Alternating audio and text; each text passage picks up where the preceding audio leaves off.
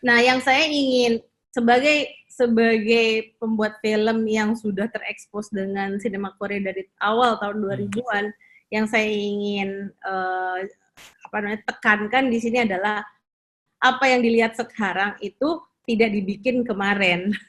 Mungkin ini saatnya dipaksa gitu untuk coba gimana kalau akhirnya shifting gitu ke online. Tapi bedanya apa sih sama teman-teman yang biasa nonton di platform online gitu yang memang legal?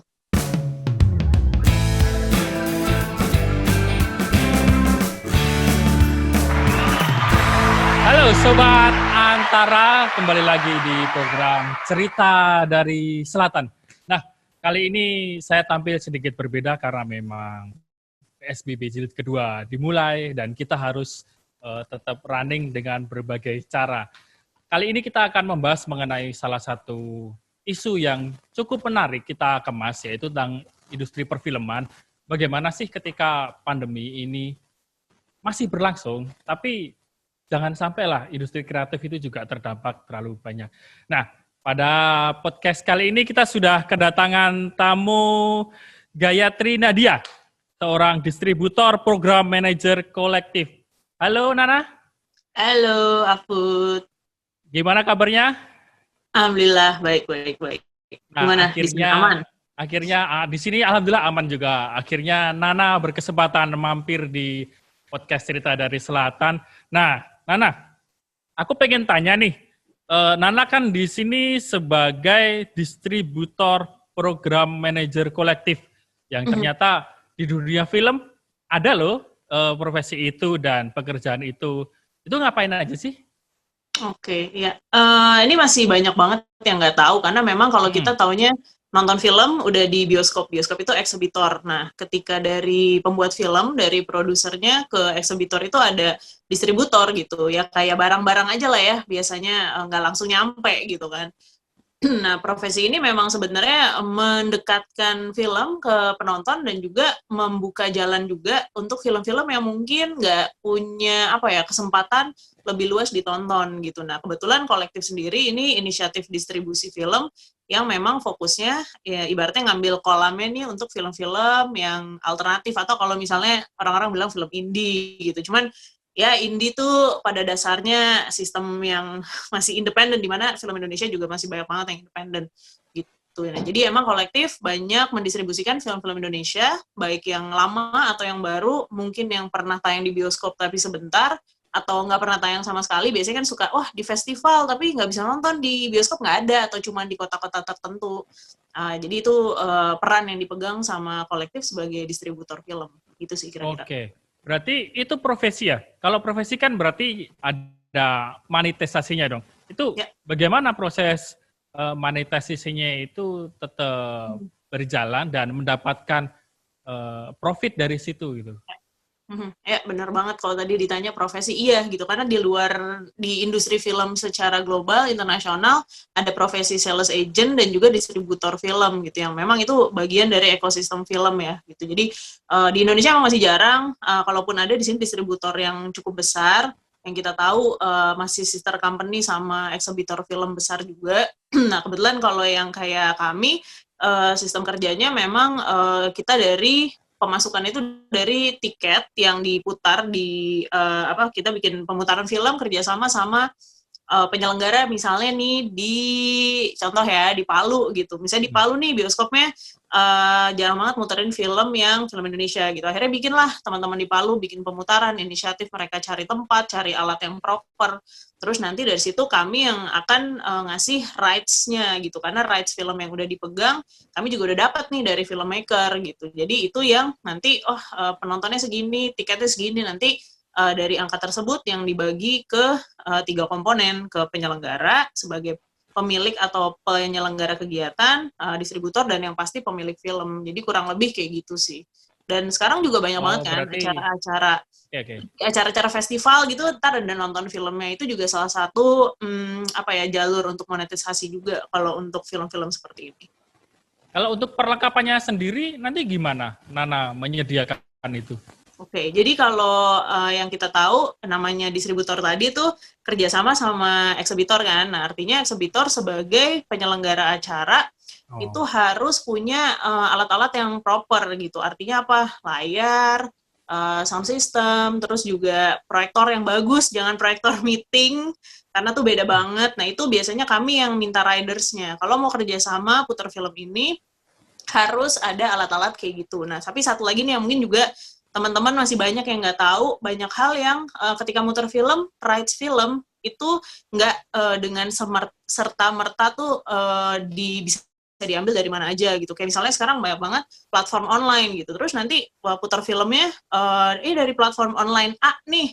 Terus nanti dia jual tiket, dan dia proyeksikan ke mana namanya, ke tembok atau ke layar, lalu dia mendapatkan karcis gitu, boleh membeli karcis itu. Nah, itu tuh nggak boleh, karena rights-nya tuh beda gitu. Jadi ini juga buat teman-teman tahu bahwa sistem rights atau hak ciptanya pemilik film tuh juga beda-beda. Ada yang di bioskop, yang di eksebitor, ada yang platform OTT, over the top, yang online, dan juga yang second run, yang biasa kami lakukan, yang untuk pemutaran ada di kampus, atau di komunitas, atau di event-event tempat lain. Nah, itu masih suka banyak yang belum paham. Jadi nanti tiba-tiba pemilik filmnya bingung, kok film saya ada di situ ya? Filmnya dapat dari mana? Gitu. Nah, kalau dari kami memberikan izin dan juga memastikan mereka punya alatnya, tapi nanti kami sebagai distributor akan kasih materi film yang terproteksi gitu. Jadi aman dari upaya-upaya penggandaan yang selama ini kita tahu. Gitu. Oh, berarti kalau Nana sempat pernah dengar, ada salah satu apartemen terkenal yang sempat memutarkan acara film juga, dan ternyata itu kena izin ya waktu itu, ternyata bermasalah. Ternyata Nana bergerak di ranah itu ya, agar memastikan secara bisnis ini nggak ada problem gitu. Betul, itu menarik ya. Maksudnya banyak banget di saat seperti ini upaya orang untuk mencari hiburan dan juga tetap berada di bisnis gitu. Ngerti banget sih, tapi itu ada caranya dan ada cara secara legal. Yang menarik ketika acara itu ada, saya langsung ditelepon sama salah satu pemilik bioskop besar, terus dia nanya, ini kolektif ikutan nggak? Saya bilang, wah enggak Pak, udah pasti kalau kayak gini-gini kita pasti ngomong, karena sekali kita kayak gitu itu akan mencoreng sekali ya, ibaratnya nama kita di depan filmmaker dan juga pemilik bioskop, padahal yang kontak saya itu nggak punya film apapun di situ, cuma dia mau memastikan karena dia biasa kerja sama saya untuk film-film asing, nggak ada nih kolektif, nggak ikut campur sama hal-hal yang sifatnya ilegal, karena kita juga ada sisi untuk mengedukasi penonton dan juga pemilik kegiatan atau penyelenggara acara untuk melakukan semuanya legal gitu. Jadi kalau nonton tuh juga mesti tanya gitu, sebagai penonton harus cerdas juga gitu, ini duit gue, kalau gue disuruh bayar 50.000 buat siapa gitu, jangan sampai ikut jadi bagian untuk sesuatu yang ilegal juga sih. Ya, karena nama baik itu kalau untuk bisnis jasa itu kan sangat menentukan. Nah, Nana, biasanya kalau aku nge-host di sini, aku tuh berdua sama Drew. Nah, ketika pandemi ini sepertinya ada sedikit pembatasan dan dia cuma muncul sebagai bayangan, tapi seharusnya partner saya ini ada. Drew, apakah Anda ready untuk menjadi partner saya secara online? Aku nggak ready sih, aku mau berpisah sama kamu. Bosen aku. Akhirnya dia mengakui. Drew, ini ada Mbak Nana nih mengenai profesi distributor film, mengenai proyek-proyek film distributornya itu ternyata ada cara khusus dan ada cara yang legal untuk itu menjadi sebuah profesi dan pemutaran yang baik. Ada pertanyaan nggak kamu? Sebentar, aku mau nanya dulu, Mbak Nana itu lipstiknya beli di mana sih? Hits banget. Oh, ini kita lagi ngomongin film ya? Ini film. Kamu kayaknya salah seminar Zoom deh. Lokal ya. Oh, aku kira ini seminar make up kan. Abis mukamu udah kayak yang di depan ngajarin make up gitu loh, Food. Kamu nggak komentarin lipstick guru? Iya, aku ngedengerin tadi seru banget. Ya ampun, kita terpisah karena ya kita harus mematuhi peraturan dari pemerintah ya. kapasitasnya 25% di kantor. Nah, saat ini aku mencoba untuk connect dari tadi, ternyata kita punya kendala sendiri ya, Food ya, ternyata untuk kondisi yang seperti ini, tapi kita berusaha gimana caranya bisa tetap podcast. Nah, ngomong-ngomongin film nih, Mbak, sekarang apa nih yang bisa dilakukan oleh seluruh pemangku kepentingan untuk memperjuangkan industri film ini yang sebenarnya tadinya mau lepas landas nih ya Mbak ya, untuk lebih expand lagi? Oke. Sebenarnya kalau sekarang bisa dibilang serba nggak pasti ya, gitu. Kayak sekitar bulan Maret itu aku mungkin bisa cerita, jadi setiap bulan Maret itu kan dirayakan sebagai ada Hari Film Nasional gitu. Jadi bulan Maret itu sangat banyak sekali acara film gitu, dan termasuk salah satu acara rutinnya kolektif namanya Film Musik Makan. Itu memang kayak premier mini festival yang setelah dari Jakarta akan traveling ke kota-kota lain, bentuk distribusi untuk mengakses penonton di luar Pulau Jawa gitu.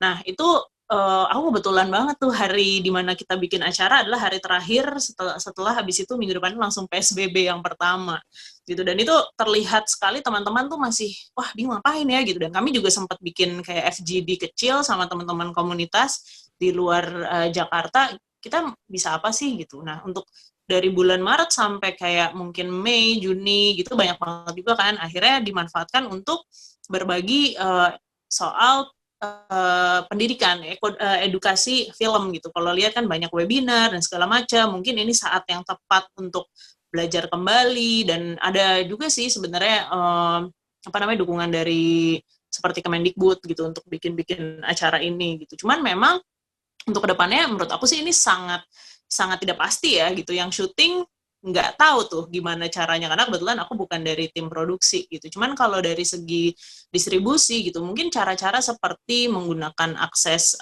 publik yang TV nasional, TV lokal, terus putar film-film pendek, putar-putar film dokumenter yang nggak pernah mungkin nggak pernah ada yang tahu kalau ada ya film Indonesia ngebahas tentang perjalanan seorang nenek gitu yang umurnya 80 tahun di film Ziarah gitu. Film itu juga sempat tayang di beberapa festival film internasional, atau film pendek yang juga bisa dinikmati seringan mungkin gitu. Orang kan suka kayak kalau film-film indie atau apa tuh berat gitu, padahal enggak.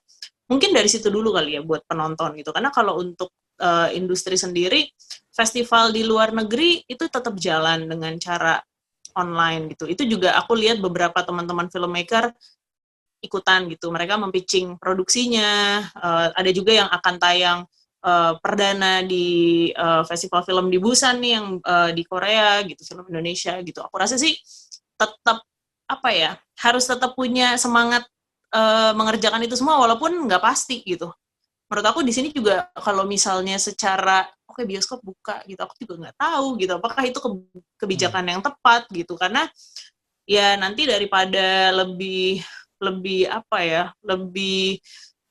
fatal hasilnya, mendingan yang kayak gitu-gitu misalnya di hold dulu, bikin kegiatan yang lain yang mendukung persebaran informasi dan juga edukasi di bidang film, memperbanyak tontonan mungkin yang bisa diakses secara online atau TV lokal. Mungkin TV lokal kali ya, kalau online kan kayaknya dekat dengan akses internet yang mungkin nggak semua orang juga bisa dapat. Mungkin itu dulu sih. Kalau sekarang kayak serba nggak pasti sih, jujur aja gitu. Tapi kami kalau dari segi distribusinya, itu salah satu yang bisa dilakukan, memperkenalkan lagi deh film-film apa sih yang selama ini belum sempat disentuh, belum sempat ada yang tahu gitu. Jadi mungkin dari situ dulu kali ya. Lalu kalau Nana sendiri ketika menghadapi, kan seperti yang Drew bilang tadi bahwa ya pandemi ini cukup memukul industri kreatif terutama di film ya, baik produksi maupun distribusi lah. Nah, sedangkan sekarang banyak platform-platform baru yang dimunculkan, yang memudahkan distribusi film itu melalui gadget dan sebagainya. Nah, apakah nantinya ke depannya Nana akan menuju ke inovasi seperti itu, atau memang tetap mempertahankan gaya lamanya untuk dalam mendistribusikan film ke masyarakat? Oke. Jadi sebenarnya kalau dilihat sekarang, kita nggak bisa tetap ibaratnya kekeh gitu, kita cuma mau di gaya yang lama gitu. Menurut aku memang mungkin ini saatnya dipaksa gitu untuk coba gimana kalau akhirnya shifting gitu ke online. Tapi bedanya apa sih sama teman-teman yang biasa nonton di platform online gitu, yang memang legal. Nah, ada juga bentuk namanya TVOD, yang dimana nontonnya tuh biasanya bisa gini, kayak bioskop aja sih. Jadi film ini tayang hari Sabtu jam 7 malam. Ya udah, filmnya cuma akan tayang di jam itu gitu. Beberapa negara dan juga microcinema atau bioskop mini yang ada di luar yang bioskop jaringan itu udah melakukan hal itu. Jadi apa sih bedanya kalau nonton sama yang di platform OTT atau yang biasa online itu? Bedanya adalah ini bisa diprogram gitu. Jadi kita bisa tahu, oh bulan ini bikin pemutaran ya dengan topik ini nih tentang misalnya isu-isu perempuan gitu, dan itu bisa ditonton misalnya hanya di bulan itu. Itu kan sebenarnya kenikmatannya nonton di bioskop juga ya, di bioskop microcinema atau di bioskop jaringan. Nah, itu yang mungkin akan kami adaptasi seperti itu. Tapi mungkin juga yang namanya teknologi itu sangat ada polar yang satu sangat menguntungkan, kita nggak usah kemana-mana, kita bisa nikmatin di mana aja, sekarang juga gadget makin canggih, tapi juga untuk pemilik film sangat rentan pembajakan, gitu. Jadi itu yang sebenarnya kami sebagai distributor harus memastikan bahwa nanti teknologi yang dipakai itu yang aman, dan juga tetap menguntungkan buat pemilik film, tapi juga untuk bikin programnya akan beda sama kayak OTT gitu. Bedanya karena mungkin ini hanya diputar 1 bulan saja, sedangkan kalau OTT ya selama filmnya ada di platform tersebut kan setahun juga bisa ditonton berkali-kali gitu. Dan itu juga buat penonton kita cari yang affordable gitu. Nah, itu yang masih challenging sih di sisi kami sebagai distributor. Tapi kami melihat sih arahnya ke sana, karena kalau nggak kayaknya nggak bisa bertahan. Anyway, aku penasaran nih. Kita balik ke awal dulu jauh. Gimana sih Nana bisa terjun ini jadi profesi gitu dulu? Apa ya? Sebenarnya dulu tuh aku di radio gitu. Jadi jadi produser di satu radio swasta, siaran pagi. Tapi sebenarnya at heart tuh memang sukanya film gitu. Suka nonton. Dulu tuh kalau nonton film Indonesia di bioskop tuh jarang banget kan. Dan banyak kan dulu horor, esek-esek gitu, tahun 2000-an awal kan masih belum banyak ya. Nah, akhirnya mencari itu film-film yang suka ditonton sama Afud sih kayaknya. Nah, tuh makanya saya bilang. Aku tonton, aku save doang. Ketahuan.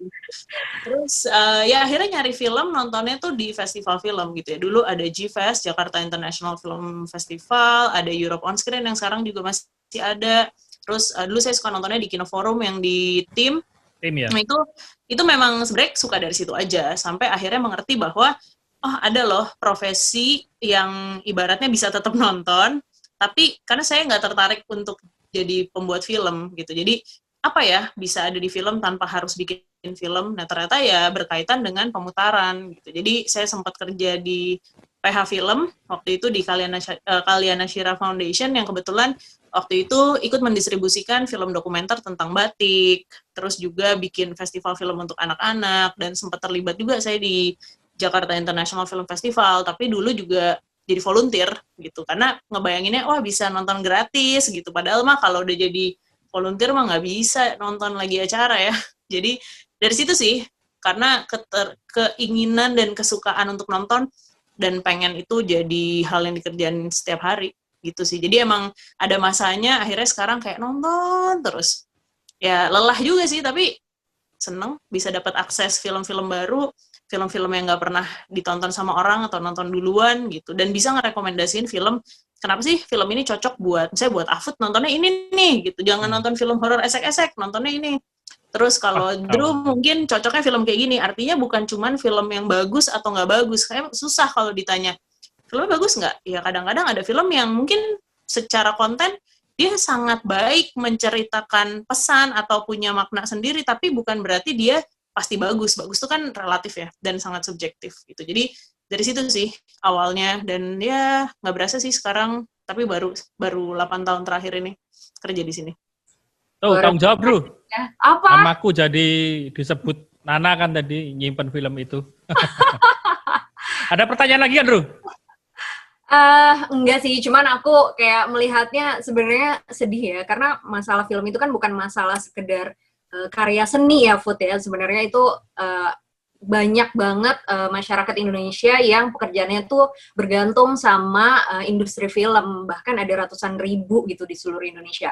Dan saat ini mungkin kondisinya mereka mungkin mengandalkan tabungan yang ada ya Mbak ya, karena semua kegiatan terhenti ya pasti ya Mbak Nana ya.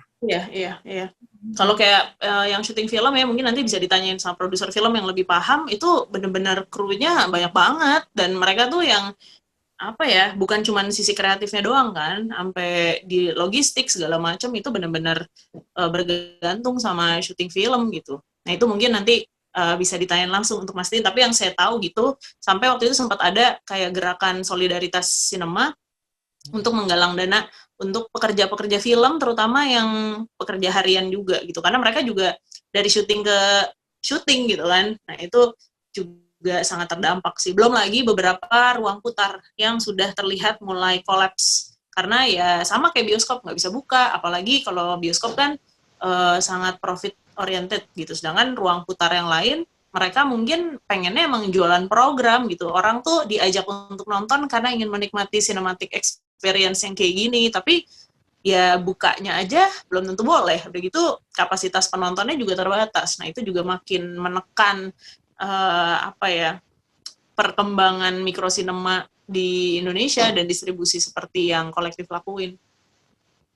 Baik Nana, ini ada pertanyaan terakhir dari kita, cukup menarik ternyata diskusi kita mengenai ada loh profesi distributor film tuh bukan hanya yang dijanji Joni yang dia mengantarkan film-film itu doang, itu tapi ternyata lagi namanya. Iya makanya aku pikir seperti itu, tapi ternyata ada banyak hal yang mungkin masyarakat juga belum banyak tahu bahwa di balik film itu nggak cuman produksi artis dan bioskop, tapi masih banyak. Nah, pertanyaan terakhir kita adalah apa harapan Nana sendiri ketika dalam masa pandemi ini kan pasti banyak susahnya. Nah, apa harapan dari mungkin dukungan dari pemerintah atau bagaimana dukungan dari masyarakat atau seperti apa agar industri kreatif seperti film dan khususnya distributor film seperti Nana ini tetap eksis? Pertanyaannya memang susah-susah gampang ya. Kalau berharap sama pemerintah sih ya udahlah ya. Berharap kan boleh. Seperti beberapa waktu yang lalu kami juga mendapat dukungan dari tadi yang kami bikin kegiatan juga berhubungan sama film, tapi mungkin menurutku yang lebih penting adalah gimana tiap-tiap individu di dalam film atau organisasi gitu juga siap untuk beradaptasi aja gitu. Kayak tadi harus shifting nih jadi online, tapi nggak bisa saingan juga sama OTT yang besar. Ya gimana caranya supaya tetap bisa punya daya tarik gitu. Jadi mungkin ini saatnya untuk mundur sedikit ya, tapi untuk berpikir lebih panjang gitu. Jadi step back to relearn apa yang sebenarnya bisa jadi jadi daya tarik utama gitu. Kalau ada di aku nih, aku distributor, wah berarti aku mesti nyari film yang kayak apa ya, supaya nggak saingan sama misalnya platform online yang udah populer gitu. Jadi memang menurut aku sih beradaptasi gitu. Kalau untuk dukungan, ya tentunya kalau bisa mendukung, tapi menurut aku juga sadar ada kebutuhan lain di luar film yang urgent mungkin buat pemerintah. Tapi untuk film alangkah baiknya juga kalau punya kayak semacam dukungan secara emergency gitu, emergency fund atau relief fund gitu, supaya bisa tetap jalan, tapi juga nggak mengorbankan, artinya, wah harus buka dulu bioskopnya, tapi nanti kalau ada apa-apa, ada korban lagi gitu ya. Mungkin itu sih, mesti berkolaborasi dari adaptasi itu yang bisa didukung sama pemerintah, bisa dijalanin, tapi yang juga bisa jangka panjang gitu. Menggunakan teknologi ini juga jangan cuma sekarang gitu. Ini mungkin emang udah saatnya kita harus bergantung ke teknologi sih. Oke. Terima kasih Nana. Tapi ada satu pertanyaan pribadi saya. Ini mengenai Nana mungkin yang mengetahui tentang distributor film. Kualitas film kita itu kalah nggak sih dengan kualitas-kualitas seperti drama Korea atau drama di luar negeri yang ternyata mereka bisa memperkenalkan dengan besar, sedangkan kita seperti apa sih gitu? Oke. Menarik. Kalau ngomongin kualitas itu kan juga tadi saya udah bilang ya, film tuh subjektif banget. Kalau soal kualitas secara teknis, ya kalau namanya ngomongin film drama, ya apple to apple sama drama gitu. Jangan kita ngomongin film Hollywood yang serba pakai CGI dan segala macam sama dramanya Indonesia gitu. Menurut aku sih at the end, film itu kan storytelling. Kalau memang dalam storytellingnya kebutuhannya adalah teknis, wah dia butuh nih adegan kejar-kejaran mobil terus tabrakan yang kencang banget gitu, ya udah. Kalau masalah teknisnya ya itu gimana sebenarnya produksi itu bisa menyampaikan storytelling dengan tabrakan yang make sense tapi nggak kayak dibuat-buat. Jadi kalau dibandingin sama film luar jadinya pasti jelek gitu. Tapi storytelling di Indonesia itu kayak banget sih menurut aku gitu. Kita bayangin aja ya, kita segini banyak orang di 17.000 pulau, nggak ada yang sama ceritanya dan itu belum semuanya keungkap gitu. Giliran kita ngelihat satu cerita dari salah satu daerah yang sangat mungkin belum familiar, bukan tidak, tapi memang belum terekspos. Seolah-olah itu tuh kayak wah banget gitu. Padahal kayak itu sebenarnya cerita hari-hari, tapi selama ini kita nggak pernah pay attention aja gitu. Dan itu kekuatan storytelling menurut aku, mau itu di Korea, mau itu di Iran yang juga banyak ceritanya, atau bahkan aku baru nonton film dari Senegal gitu. Itu ya ceritanya deket sama kita sebenarnya mungkin pernah tahu, tapi nggak pernah aja ada yang kasih tunjuk lewat film gitu. Dan menurut aku kalau soal itu sih cerita-cerita dari Indonesia tuh masih banyak banget yang belum terekspos dan belum kegali gitu. Jadi mungkin banget untuk bersaing. That's why juga kenapa film Indonesia makin banyak di di festival internasional dan makin bisa masih makin nancepin taringnya lah gitu di festival-festival, dan makin banyak yang percaya bahwa cerita dari Indonesia itu emang layak untuk ditonton lebih banyak orang. Baik, terima kasih Nana atas waktunya bisa berngobrol atau diskusi santai di Cerita dari Selatan, dan terima kasih juga Drew di sana. Gimana Drew? Aku mau nanya dong. Kamu biasanya suka nonton film apa? Siapa ini nih? Ke aku atau Nana? Ke Afud, aku mau tanya. Kayak nggak tahu aja. Aku biasanya film bisu. Art house hitam putih. Itu art house banget, filmnya nggak ada dialog gitu ya. Karena speakerku rusak, nah. Ya. Jadi film bisu, cuma subtitle aja. Kamu apa untuk film Indonesia, Put? Nggak, kalau film Indonesia, aku sukanya ya kayak yang nggak biasa, kayak Janji Joni, terus kemudian terakhir yang aku tonton itu filmnya Raditya Dika. Film-film yang alay dan lebay itu, tapi ya aku butuh hiburan sih, jadi aku nonton yang menghibur aja. Kok kamu nanya aku sih? Aku tahu kamu mengharap itu kan. Karena kita agak susah ya, biasanya kita bisa bercanda-bercanda langsung di studio, terus tiba-tiba terpisahkan jaringan internet ini. Iya, kadang nonton 3GP juga sih. Maksudku ini loh, trilogi 3GP. Baik, terima kasih Sobat Antara di rumah, dan terima kasih juga buat Nana sebagai distributor, project manager ya di kolektif. Kemudian nanti kita akan ngobrol lagi di Cerita dari Selatan, masih kita akan mendatangkan lagi insan perfilman juga yang nantinya kita akan membahas bagaimana dampak pandemi ini terhadap dunia kreatif. Saksikan terus Cerita dari Selatan. Terima kasih Nana. Thank you, Drew, Afud.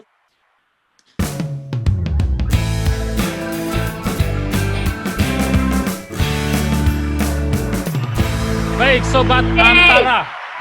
Masih bersama saya dan Drew yang ada di sana. Di program Cerita dari Selatan Antara, kita kali ini masih membahas mengenai industri kreatif tentunya, khususnya perfilman. Indonesia ini kaya akan sineas-sineas, ide-ide. Nah, kali ini insan film yang akan datang adalah seorang produser film. Profesinya hampir sama saya, bedanya saya produser program. Nggak ada duitnya. Tapi ini satunya produser beneran, ya nggak Drew? Ini produser benar-benar produser sih, dan ini sih udah legendaris lah ya. Ini sih udah luar biasa ya. Kita langsung. Baik, kita sapa Sobat Antara, sudah kehadiran bintang tamu yang luar biasa di podcast Cerita dari Selatan. Halo Mbak Santi Harmain. Halo, Apa kabarnya? oh, baik. Apa kabar? Sehat-sehat? Alhamdulillah sehat. Alhamdulillah Mbak. harus sehat ya. Nah ini saya senang sekali karena akhirnya bisa tahu insan-insan legendaris di balik film. Dan taunya kan biasanya kayak Sang Penari, terus Daud di atas bantal tuh, wah film saya kecil yang cukup berat saya konsumsi. Tapi ternyata produsernya saya ngobrol. Umur berapa? Waktu itu saya masih SD, Mbak. Serius. Oh ya, Sang Penari Iya. kan baru berapa? Sang Penari baru 2011. Masa Oh SD? itu aku kuliah sih. Iya. Tapi mungkin otakku yang nggak nyampe kali ya. Tanya umurnya. Kamu gimana, Drew? Karena dalam mengkonsumsi film produser, ya diproduseri Mbak Santi ini kan cukup Iya hebat luar gitu. biasa sih ya. Tapi yang itu yang satu sih yang jadi perhatian kemarin ketika ada campur tangan Mbak Dian Sastro ya di situ ya. Salah satunya itu langsung jadi headline gitu ya. Put, kalau dari film Indonesia apa sih yang kamu kangenin, Put? Kalau yang gua kangenin, Drew, itu film Indonesia ya pasti masa-masa romantismenya film di bioskop waktu zamannya AADC, Janji Joni dan sebagainya kan. Kayak Sang Penari itu juga masa-masa ketika film Indonesia mulai bangkit lagi ya setelah sempat melalui zaman film ungu, biru dan sebagainya itu. Nah akhirnya bangkit itu loh. Ya mungkin Mbak Santi nanti lebih paham lah. Masa aku yang ngomong. Iya, Baik. karena aku kangen banget sih yang pasti sih, Put. Pengen nonton banget dan pengen tahu nih update-nya gimana dari Mbak Santi perfilman ini. Nah, Mbak Santi kita pengen tahu dong Mbak, kan gimana sih sebagai seorang produser film, khususnya kan pasti bergerak di bidang waktu, manajemen, jadwal, bahkan memanage ya monetisasi dan sebagainya. Sedangkan sekarang pandemi, produksi film kan orang lapangan. Nah ini gimana Mbak Santi?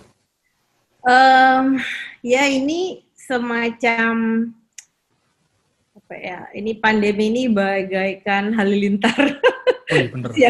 di siang bolong. Beda ya orang film kayaknya kata-katanya wow gitu. Mungkin konteksnya adalah seperti ini.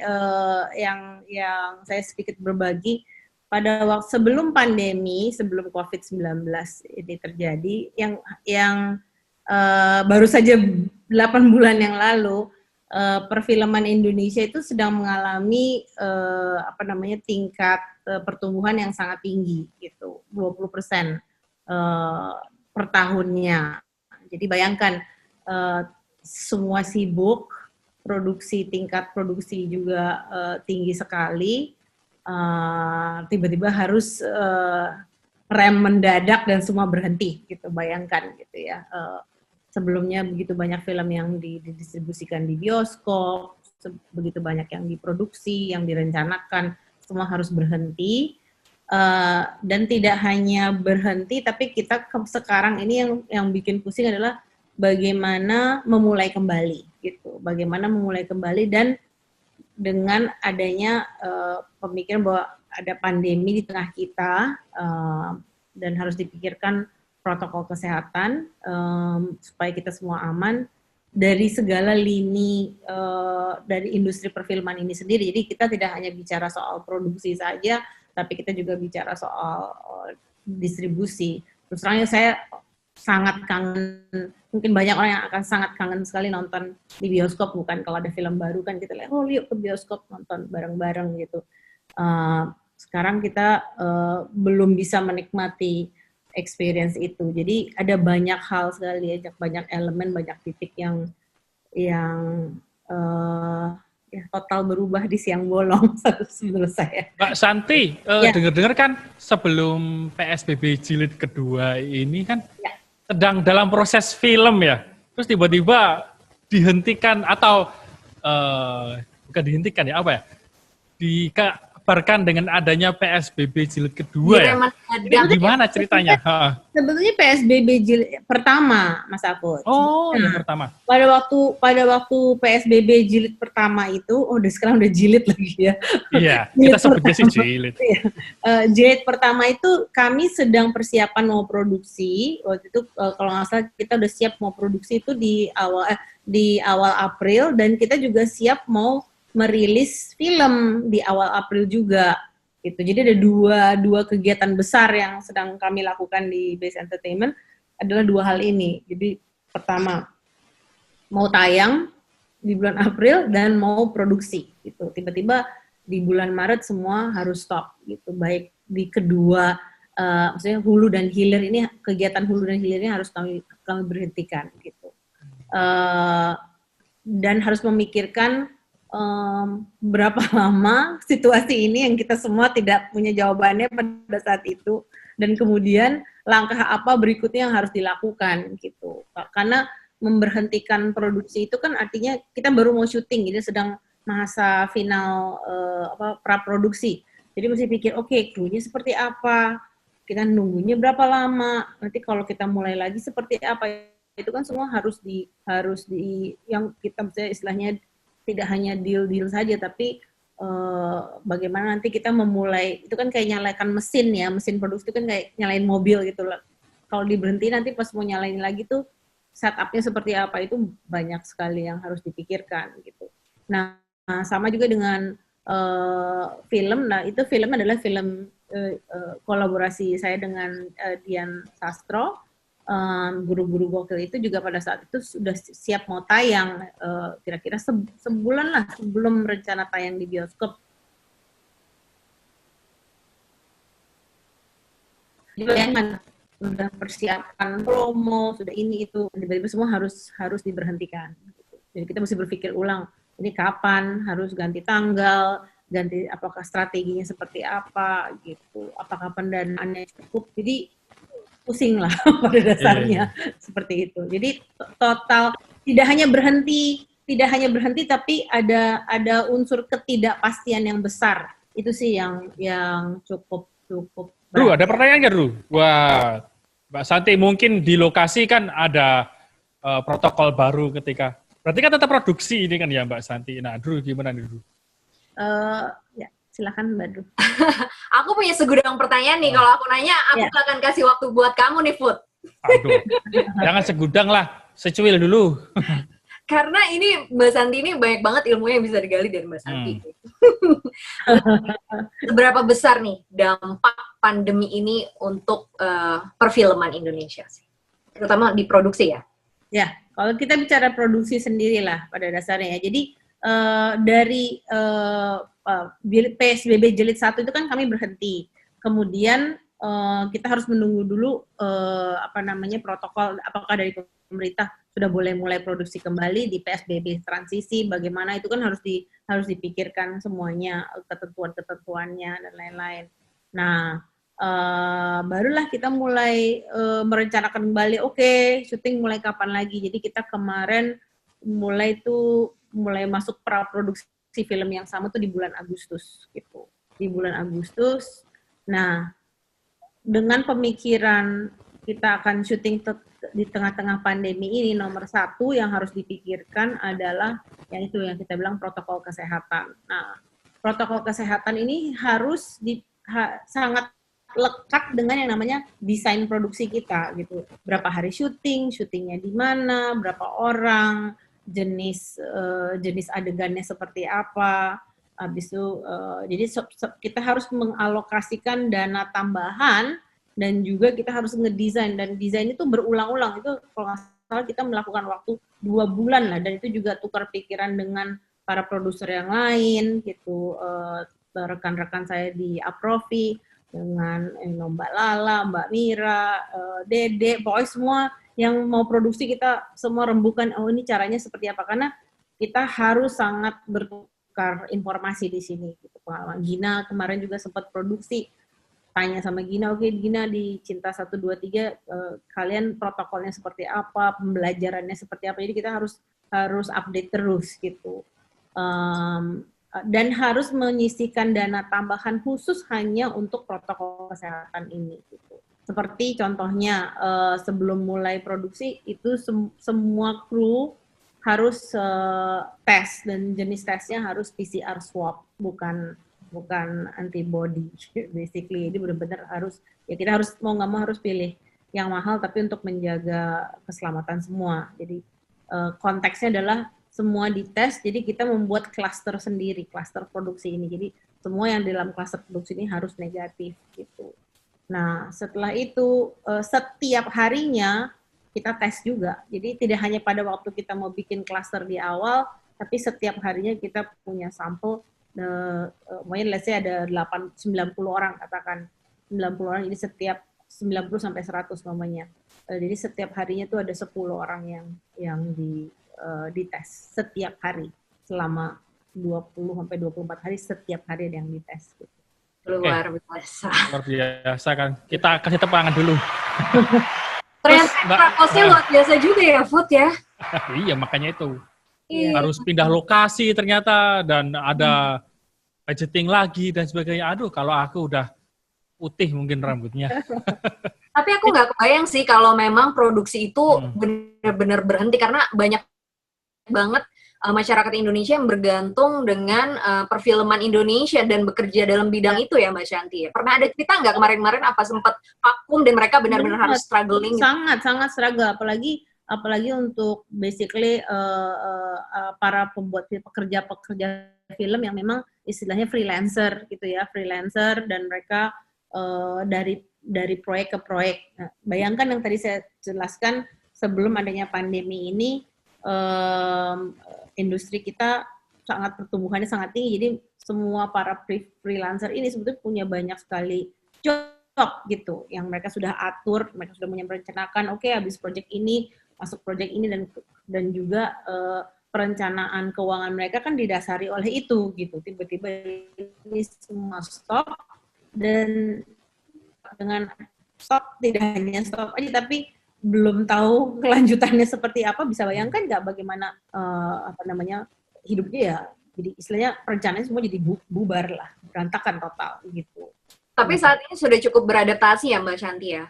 Kalau dibilang beradaptasi sih susah juga ya. Maksudnya ini benar-benar, makanya waktu kemarin banyak sekali dari asosiasi perfilman kita harus bantu para pekerja film yang freelance gitu, karena mereka kan bagian daripada industri kita. We have to take care of them gitu by supporting them gitu, karena kalau enggak kan susah gitu.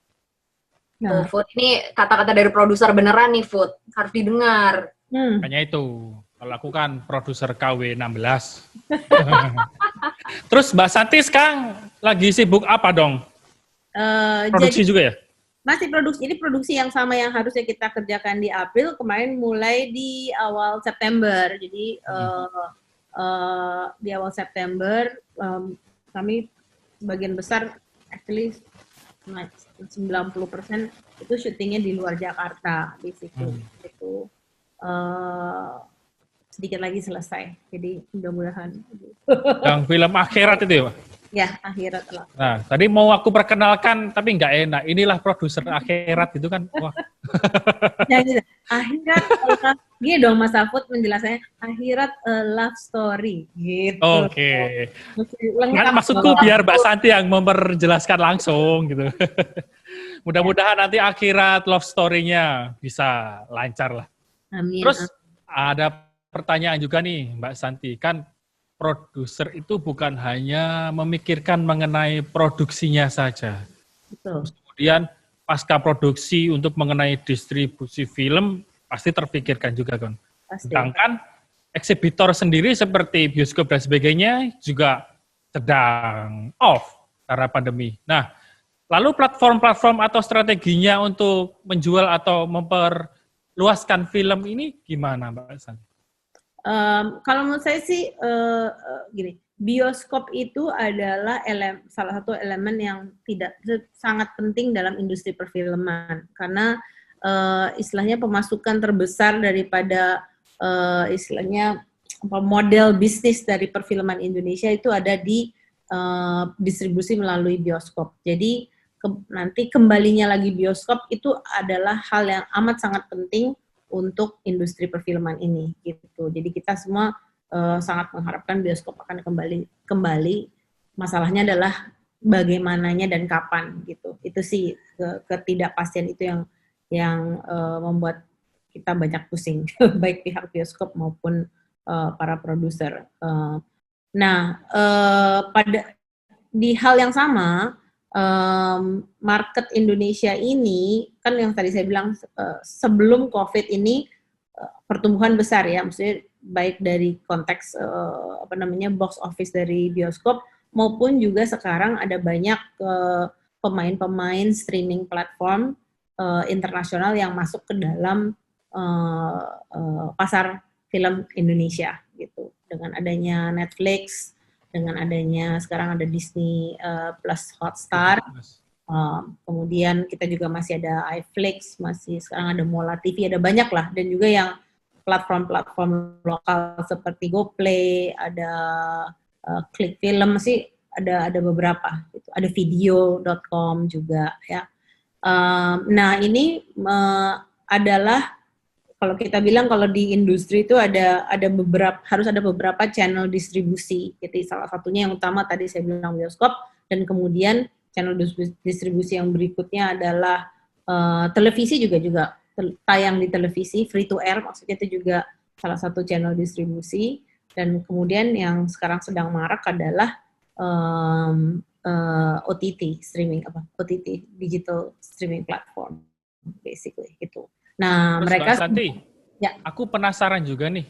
Sebenarnya film itu omset terbesar itu dari mana sih, Mbak? Apakah bioskop, platform streaming, apakah nanti kalau udah tayang di TV nasional atau berbentuk CD atau Blu-ray gitu, itu paling besar porsinya dari mana? Bioskop ya?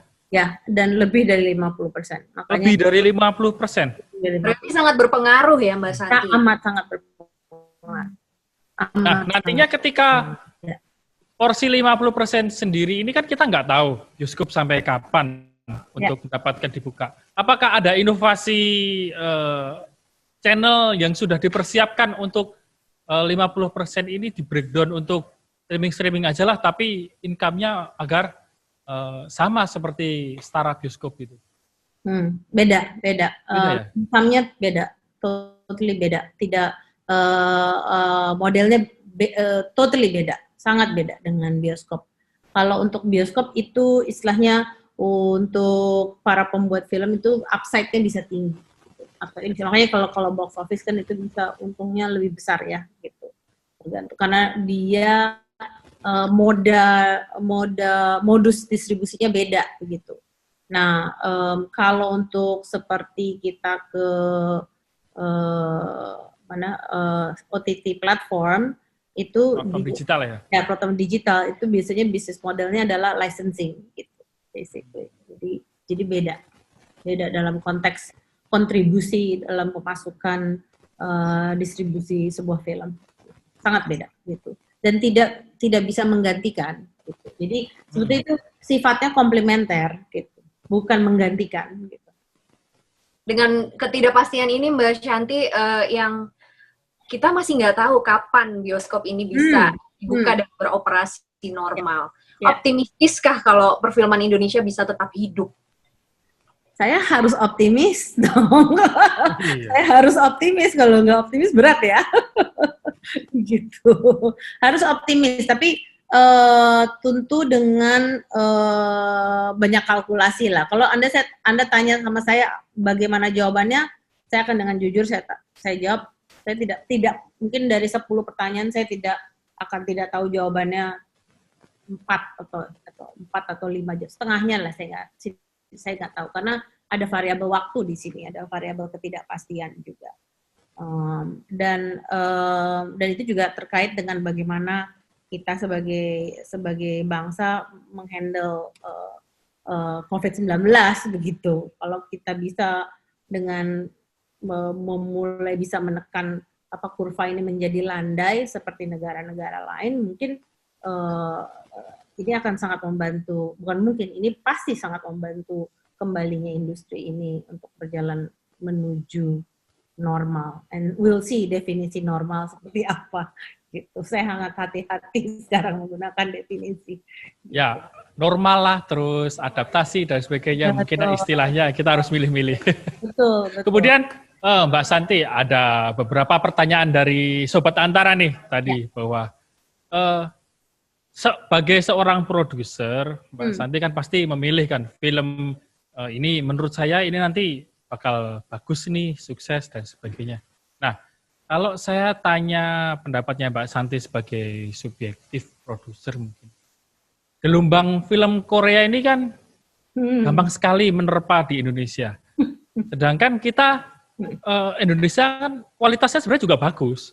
Tapi kenapa nggak bisa menerpa dengan hal yang sama seperti dilakukan kayak film-film luar seperti Korea, Jepang, dan sebagainya? Apakah kita ini kalah di platform Indonesia ini atau memang kualitasnya belum bisa sama? Kalau kita lihat semua, saya udah sebulan ditanyain soal Korea terus. Baiklah, Thailand lah.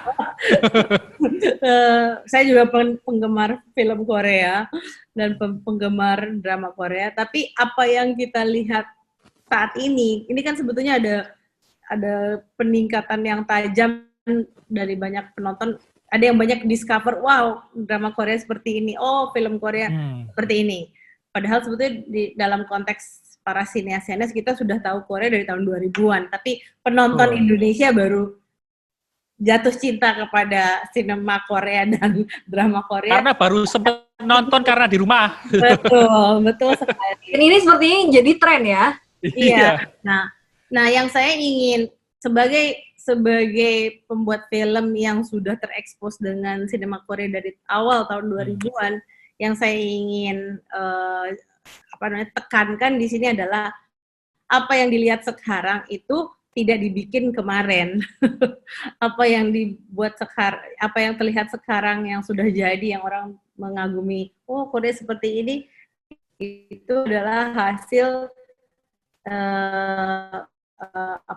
dibangun bersama oleh para stakeholder perfilman dan pertelevisian Korea juga selama hampir 30 tahun gitu. Malah itulah kuncinya. Dan di sini juga mereka membangun industri itu secara sangat sadar, pemerintahnya sangat sadar bahwa sudah dipikirkan bahwa kalau mereka akan investasi dalam kreatif ekonomi, dan mulai dengan film gitu. Mereka harus investasi di sekolah filmnya, karena mereka bilang oke, kalau saya mau bikin industrinya, artinya industrinya saya proyeksi bertumbuh berapa persen dalam waktu 10 tahun. Saya mau bisa punya film Korea sebanyak ini atau drama Korea sebanyak ini, artinya saya membutuhkan lulusan universitas, apakah dia aktor, apakah dia sutradara, dia penulis, sebanyak mungkin setahunnya 4.000, 5.000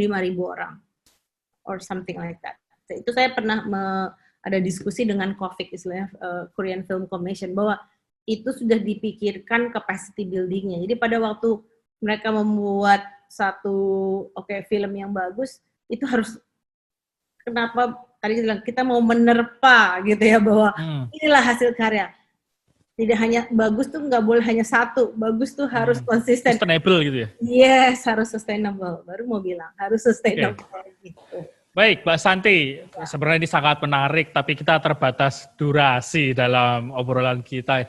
Tapi ada pertanyaan terakhir nih Mbak Santi, saya ingin konfirmasi aja. Kalau tadi bosen mengenai film Korea, saya pernah baca artikel bahwa Thailand itu filmnya mudah didistribusikan atau disukai karena stakeholder-nya di lingkungan perfilman, salah satunya unsur pemerintah, itu katanya di Thailand sangat mendukung dengan berbagai cara. Nah, sedangkan kalau di Indonesia sendiri, dukungan dari pemerintah itu menurut Mbak Santi yang diharapkan seperti apa sih agar bisa turut membantu kualitas perfilman Indonesia ini layak dikonsumsi internasional atau memperkenalkan Indonesia lah seindahnya. Oh, oke. Untuk kalau ada sebetulnya Korea sama Thailand tuh istilahnya entry point-nya beda ya.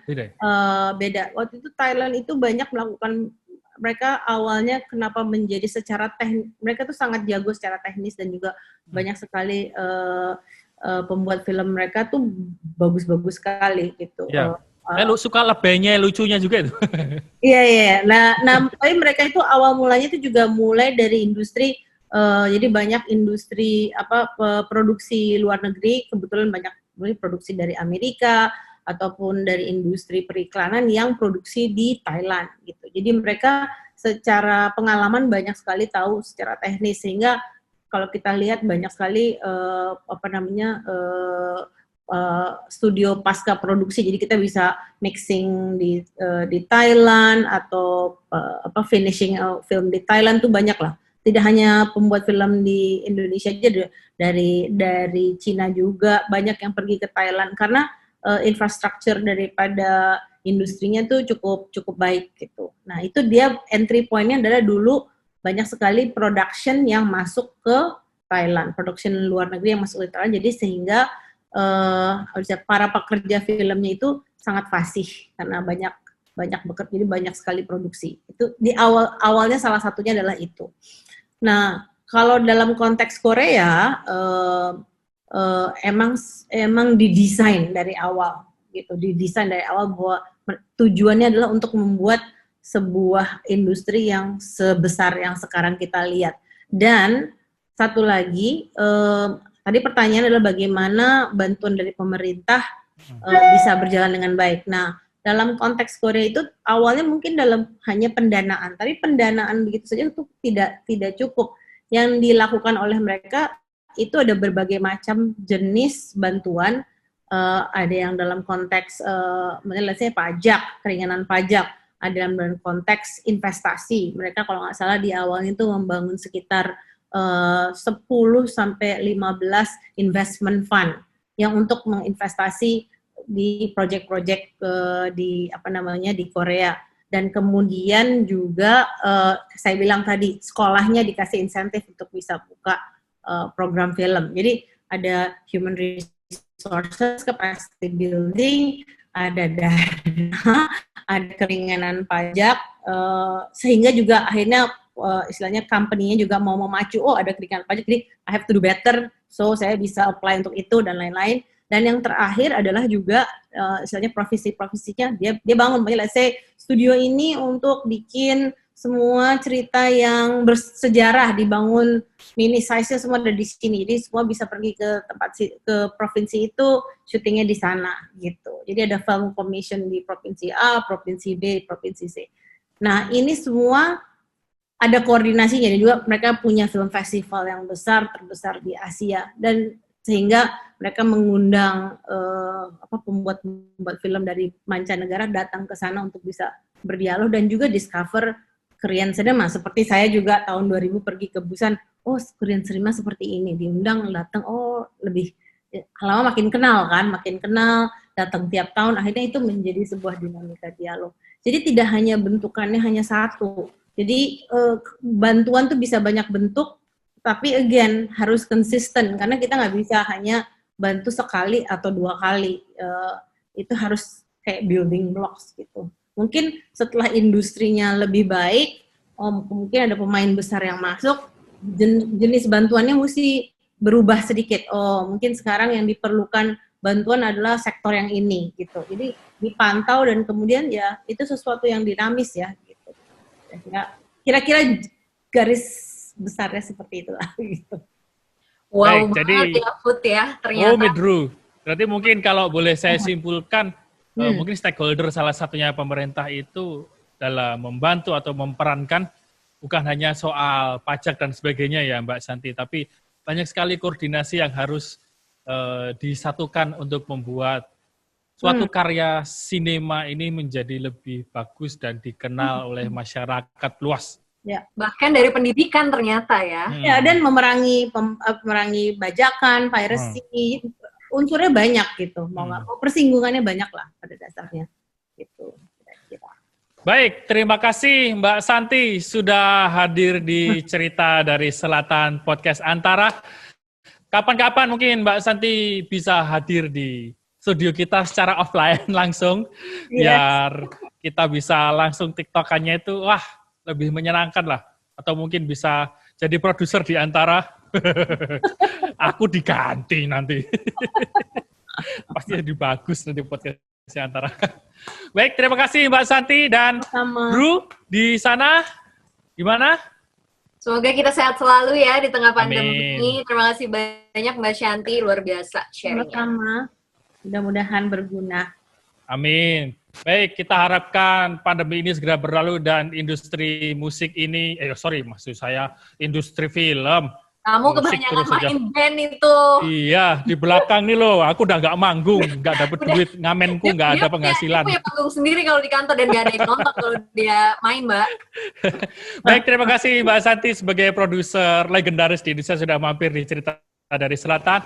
Dan juga terima kasih juga kolaborasi podcast Antara Cerita dari Selatan bersama teman-teman tim dari COVID Ranger yang sudah menyelenggarakan protokol kesehatan dan berbagai podcast ini bisa terselenggara dengan Mbak Santi dan sinias-sinias yang mungkin nanti akan hadir di podcast selanjutnya. Buat Sobat Antara di rumah dan dimanapun, tetap simak berita baik Antara dan tetap lihat berita-berita di portal Antara News dan jangan lupa juga dengarkan podcast-podcast Antara di berbagai channel Antara seperti YouTube Antara TV, Spotify, dan platform-platform yang lain. Sampai jumpa di program Cerita dari Selatan selanjutnya, dan kita akan selalu menghadirkan sosok-sosok yang inspiratif. Sampai jumpa.